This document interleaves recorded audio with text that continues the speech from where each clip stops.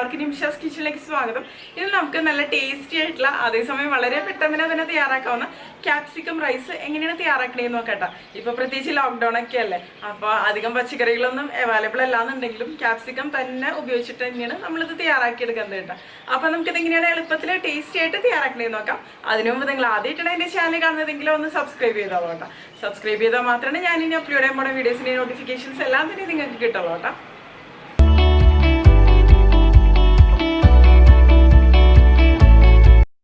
അപ്പൊ നമുക്ക് തയ്യാറാക്കാൻ തുടങ്ങിയാലോ. അതിന് വേണ്ടിയിട്ട് ഞാനിപ്പോൾ ഇവിടെ 250 ml കപ്പിൽ 1 കപ്പ് ബസ്മതി റൈസ് നന്നായിട്ട് കഴുകിയെടുത്തതിന് ശേഷം വെള്ളത്തിൽ ഒരു 15-20 മിനിറ്റോളം കുതിർത്തിയെടുത്തിട്ടുണ്ട് കേട്ടോ. ഇതിപ്പോ നന്നായിട്ട് തന്നെ കുതിർന്ന് വന്നിട്ടുണ്ട്. ഇപ്പൊ ബസ്മതി റൈസ് തന്നെ ഉപയോഗിക്കണമെന്ന് നിർബന്ധമൊന്നുമില്ല കേട്ടോ. വേറെ ഏത് ടൈപ്പ് പച്ചരി വേണമെന്നുണ്ടെങ്കിലും നമുക്ക് ഉപയോഗിക്കാം കേട്ടോ. ഇനി ഇതൊന്ന് ഡ്രെയിൻ ചെയ്തതിന് ശേഷം നമുക്ക് മാറ്റി വെക്കാം. ആ സമയത്ത് നമുക്ക് കുറച്ച് വെള്ളം ഒന്ന് തിളപ്പിക്കാൻ വേണ്ടിയിട്ട് വെക്കണം. കുറച്ചധികം വെള്ളം തന്നെ എടുക്കാം. ഞാനിപ്പോൾ കുറച്ച് വലിയ പാത്രത്തിൽ കുറച്ചധികം വെള്ളം എടുത്തിട്ടുണ്ട്. ഇതിലേക്ക് നമുക്ക് ഉപ്പ് ചേർത്ത് കൊടുക്കാം. അതായത് ടേസ്റ്റിനനുസരിച്ച് നമ്മൾ ടേസ്റ്റ് ചെയ്ത് നോക്കുമ്പോൾ ഉപ്പ് കുറച്ച് മുന്നിട്ട് നിൽക്കണം. ആ ഒരു രീതിയിൽ നമുക്ക് ഉപ്പ് ചേർത്ത് കൊടുക്കാം. പിന്നെ ഓയിലാണ് ഇതിലേക്ക് ചേർത്ത് കൊടുക്കേണ്ടത്. ഓയിൽ 1 ടീസ്പൂൺ അളവിലൊക്കെ തന്നെ മതി കേട്ടോ. അതായത് ഒരുപാട് അളവിലൊന്നും വേണ്ട. ഇത് എന്താ പറയുക, ഒട്ടി പിടിക്കാതിരിക്കാൻ വേണ്ടിയിട്ട് നമ്മൾ സാധാരണ ബാക്കി ഫ്രൈഡ് റൈസ് ഒക്കെ ചെയ്യില്ലേ, അപ്പൊ റൈസ് കുക്ക് ചെയ്തെടുക്കണ ആ സെയിം രീതി തന്നെ. ഉപ്പും എണ്ണയൊക്കെ ചേർത്തതിന് ശേഷം നമുക്കിത് നല്ലപോലെ തന്നെ ഒന്ന് മിക്സ് ചെയ്ത് കൊടുക്കണം കേട്ടോ. നന്നായിട്ട് തന്നെ ഒന്ന് മിക്സ് ആയതിനു ശേഷം നന്നായിട്ട് ഈ വെള്ളം ഒന്ന് തിളച്ച് വരട്ടെ. തിളച്ചതിന് ശേഷം മാത്രമാണ് നമ്മൾ ഊറ്റി വെച്ച അരി ഇതിലേക്ക് ചേർത്ത് കൊടുക്കുള്ളൂ കേട്ടോ. ഇപ്പൊ കണ്ടില്ലേ, വെള്ളം നന്നായിട്ട് തന്നെ തിളച്ച് വന്നിട്ടുണ്ട്. നിങ്ങൾക്ക് ഇതിലേക്ക് വേണമെന്നുണ്ടെങ്കിൽ ഒരു പകുതി നാരങ്ങയുടെ നീരൊക്കെ വേണമെന്നുണ്ടെങ്കിൽ ചേർത്ത് കൊടുക്കാം കേട്ടോ. ഞാനിപ്പോ അതൊന്നും ചേർക്കണില്ല. ഇനിയിപ്പോ നമുക്ക് ഇതിലേക്ക് ഊറ്റിയെടുത്ത ബസ്മതി റൈസ് ഉണ്ടല്ലോ, അത് മുഴുവനായിട്ട് ചേർത്തതിന് ശേഷം ഇനി നന്നായിട്ടൊന്ന് തിളച്ച് വരട്ടെ. ഈ വെള്ളം തിളച്ചതിന് ശേഷം ഒരു 1/4 ഭാഗത്തിനേക്കാളും കൂടുതലായിട്ട് തന്നെ റൈസ് കുക്കായിട്ട് വന്നോട്ടെ. പക്ഷെ കുഴഞ്ഞു പോരുത്. അതായത് ഒട്ടാത്ത രീതിയിൽ തന്നെ റൈസ് വേവിച്ചെടുക്കുക. നമ്മൾ സാധാരണ ഫ്രൈഡ് റൈസ് ഒക്കെ ഉണ്ടാക്കുമ്പോൾ റൈസ് വേവിച്ചെടുക്കില്ലേ, ആ സെയിം രീതിയിൽ തന്നെ നന്നായിട്ടൊന്ന് കുക്കായിട്ട് വരട്ടെ.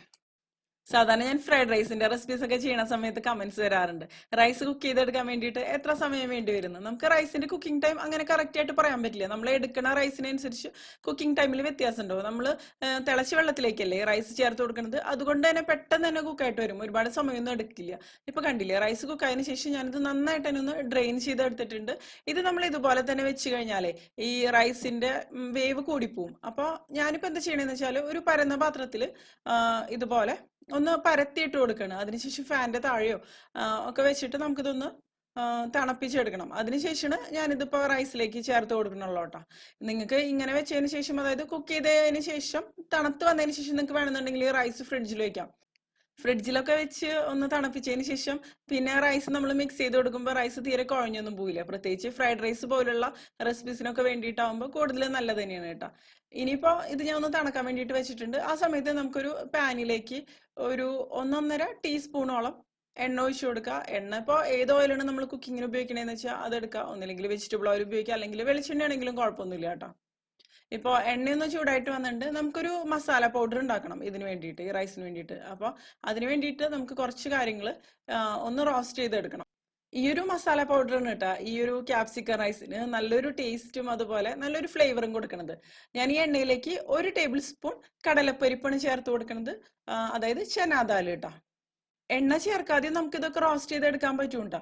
പക്ഷെ എണ്ണ ചേർത്തിട്ട് റോസ്റ്റ് ചെയ്തെടുക്കുമ്പോൾ പെട്ടെന്ന് തന്നെ റോസ്റ്റ് ആയിട്ട് വരും. ഒരുപാട് സമയമൊന്നും എടുക്കില്ല. എണ്ണ ചേർക്കാതെ ആകുമ്പോൾ ഒരുപാട് സമയം നമ്മൾ നിന്ന് ഇളക്കി തന്നെ കൊടുക്കേണ്ടി വരും.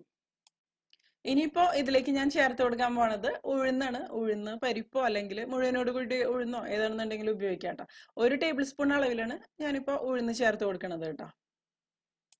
പിന്നെ ഞാനിവിടെ മുഴുവനോട് കൂടിയ മല്ലിയാണ് ഇതിലേക്ക് ചേർത്ത് കൊടുക്കുന്നത്. മല്ലി ഒരു 1.5 ടേബിൾ സ്പൂൺ അളവിലാണ് ഞാൻ ചേർത്ത് കൊടുക്കുന്നത്. ഇതുപോലെ നമ്മൾ മുഴുവനോട് കൂടിയ മല്ലി റോസ്റ്റ് ചെയ്തിട്ട് ഈ ഒരു റൈസിലേക്ക് ചേർക്കുമ്പോൾ ഒരു നല്ലൊരു ഫ്ലേവർ ആയിരിക്കും. നമ്മൾ മല്ലിപ്പൊടിയൊക്കെ ചേർത്ത് കൊടുക്കുന്നേക്കാളും നല്ല ടേസ്റ്റ് ആയിട്ട് വരുന്നത്.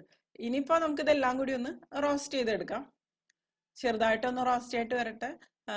നന്നായിട്ടൊന്ന് റോസ്റ്റ് ആയി വന്നതിന് ശേഷമാണ് നമ്മൾ പിന്നെ ബാക്കി കാര്യങ്ങളും കൂടി ഇതിലേക്ക് ചേർത്ത് കൊടുക്കുന്നത്. ഇപ്പോൾ ചെറുതായിട്ടൊന്ന് റോസ്റ്റ് ആയി വന്ന് തുടങ്ങിയിട്ടുണ്ട്. ഇടയ്ക്കൊന്ന് ഇങ്ങനെ ഇളക്കി കൊടുത്താൽ മതി.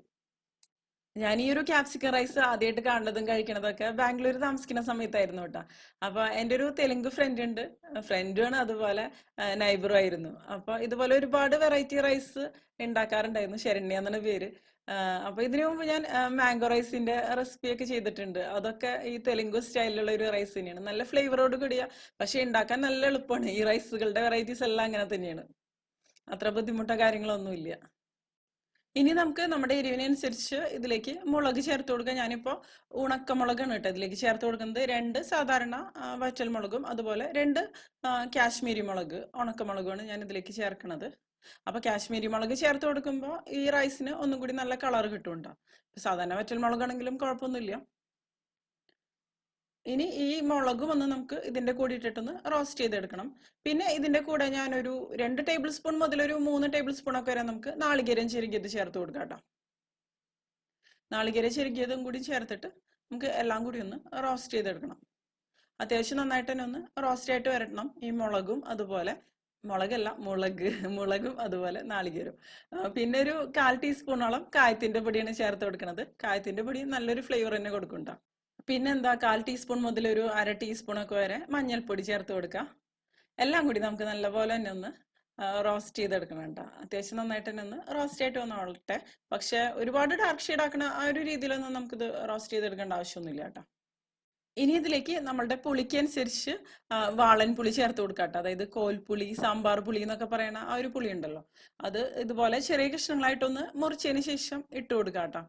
അതും കൂടിയും ചേർത്തിട്ട് നമുക്കൊന്ന് ഡ്രൈ ആക്കി എടുക്കാം എല്ലാം കൂടി. അപ്പോൾ പുളിയുടെ വാട്ടർ കണ്ടന്റും എല്ലാം ഒന്ന് മാറിയിട്ട് വരും. നമ്മളിത് അവസാനം ഒന്ന് പൊടിച്ചെടുക്കണം ചെയ്യണതേ. അപ്പോൾ നന്നായിട്ട് തന്നെ ഒന്ന് റോസ്റ്റ് ആയിട്ട് വരട്ടെ. ഇപ്പൊ കണ്ടില്ലേ, ഇതെല്ലാം ഒന്ന് റോസ്റ്റ് ആയിട്ട് വന്നിട്ടുണ്ട്. ഈ ഒരു കളറിൽ തന്നെ വന്നാൽ മതി കേട്ടോ. ഒരുപാട് അങ്ങോട്ട് ഓവറായിട്ട് റോസ്റ്റ് ചെയ്യണ്ട. ഞാനിപ്പോൾ ഫ്ലെയിം ഓഫ് ചെയ്ത് കൊടുക്കുകയാണ്. ഇനി നമുക്കിതൊരു മിക്സിയുടെ ജാറിലേക്ക് മാറ്റണം. നന്നായിട്ട് തണുത്തതിന് ശേഷം നമുക്കിത് പൊടിച്ചെടുക്കണം. നന്നായിട്ട് തന്നെ ഒന്ന് പൊടിച്ചെടുത്തിട്ട് വരാം കേട്ടോ. ഇപ്പൊ കണ്ടില്ലേ, ഇത് ഞാൻ നന്നായിട്ട് തന്നെ ഒന്ന് പൊടിച്ചെടുത്തിട്ടുണ്ട്. ഈ രീതിയിലാണ് ഇത് പൊടിഞ്ഞു വരാട്ടോ. കണ്ടില്ലേ. ഇനി ഇത് നമുക്ക് മാറ്റി വെക്കാം. ഇനി നമുക്ക് ക്യാപ്സിക്കം റൈസ് തയ്യാറാക്കാൻ തുടങ്ങാം. ഈ ഒരു മസാല പൗഡർ നമുക്ക് വേണമെന്നുണ്ടെങ്കിൽ തയ്യാറാക്കി വെച്ചതിന് ശേഷം ഫ്രിഡ്ജിൽ സൂക്ഷിക്കാം കേട്ടോ. അപ്പൊ കുറച്ച് ദിവസമൊക്കെ നമുക്കിത് ഉപയോഗിക്കാൻ പറ്റും. അപ്പൊ ക്യാപ്സിക്കം റൈസ് ഉണ്ടാക്കുമ്പോൾ ഈസി ആയിട്ട് തന്നെ നമുക്ക് ഇത് ചേർത്ത് കൊടുത്താൽ മതിയല്ലോ. ഇനിയിപ്പോൾ നമുക്ക് ഈ റൈസ് തയ്യാറാക്കാൻ തുടങ്ങാം. അതിന് വേണ്ടിയിട്ട് ഞാനിവിടെ നേരത്തെ ഉപയോഗിച്ച സെയിം കടായി തന്നെയാണ് കേട്ടോ എടുക്കണത്. ഇതിലേക്ക് ഒരു 1-1.5 ടേബിൾ സ്പൂണോളം എണ്ണ ഒഴിച്ചു കൊടുക്കാം. ഇനി എണ്ണ ഒന്ന് നന്നായിട്ട് ചൂടായിട്ട് വരട്ടെ കേട്ടോ. എണ്ണ ഇപ്പോൾ ഏതാണെങ്കിലും കുഴപ്പമില്ല, വെളിച്ചെണ്ണയോ അല്ലെങ്കിൽ വെജിറ്റബിൾ ഓയിൽ ആണെങ്കിലും കുഴപ്പമൊന്നുമില്ല. ഇതിലേക്ക് നല്ല ചെറുതായിട്ട് മുറിച്ച ഒരു സവാളയാണ് ഞാൻ ചേർത്ത് കൊടുക്കുന്നത്. ഒരു മീഡിയം സൈസിലുള്ള സവാള കേട്ടോ. പിന്നെ ഇതിന്റെ കൂടെ നമുക്ക് ക്യാപ്സിക്കം കൂടിയും ചേർത്ത് കൊടുക്കാം. ഞാനിപ്പോൾ ഒരു വലിയ ക്യാപ്സിക്കം നല്ല ചെറുതായിട്ട് തന്നെ മുറിച്ചെടുത്തതിന് ചേർക്കണത്. നിങ്ങൾക്ക് വേണമെന്നുണ്ടെങ്കിൽ കളേർഡ് ക്യാപ്സിക്കം ആണെന്നുണ്ടെങ്കിലും ഉപയോഗിക്കാം കേട്ടോ. ക്യാപ്സിക്കം നല്ല ഫ്ലേവറുള്ള ഒരു ഐറ്റം തന്നെയല്ലേ. എനിക്ക് പ്രത്യേകിച്ച് ക്യാപ്സിക്കത്തിന്റെ ഒരു ഫ്ലേവർ നല്ല ഇഷ്ടം തന്നെയാണ്. ഇനി ഇത് നമുക്കൊന്ന് ചെറുതായിട്ടൊന്ന് വഴച്ചെടുക്കണം.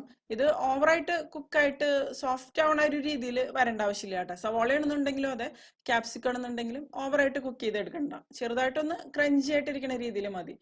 ഈ ഒരു സവാളയിലേക്കും അതുപോലെ ക്യാപ്സിക്കത്തിലേക്കും ആവശ്യമായിട്ടുള്ള ഉപ്പ് നമുക്ക് ചേർത്തിട്ട് ഒന്ന് നന്നായിട്ടൊന്ന് മിക്സ് ചെയ്ത് കൊടുക്കാം. ഒന്ന് വഴന്നു വരട്ടെ ചെറുതായിട്ടൊന്ന്. ഇപ്പൊ കണ്ടില്ലേ, ഇത്രേ തന്നെ കുക്കായിട്ട് വന്നാൽ മതി കേട്ടോ. ഒരുപാട് അങ്ങോട്ട് സോഫ്റ്റ് ആയിട്ട് വരേണ്ട ആവശ്യമില്ല.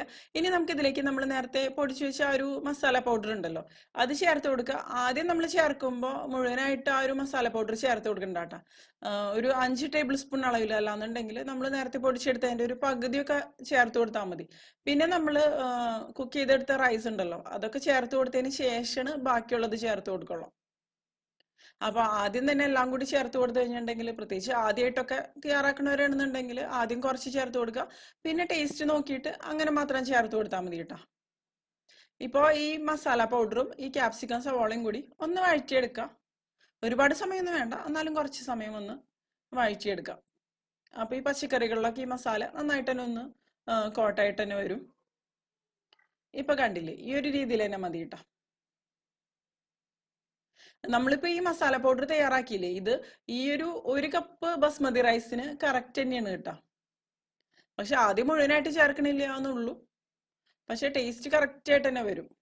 ഈ ഒരു റൈസിന്റെ ടേസ്റ്റ് എന്ന് പറയുമ്പോൾ കുറച്ച് പുളിയും എരിവും എല്ലാം കൂടി ഉള്ള ഒരു ടേസ്റ്റ് ആണ്.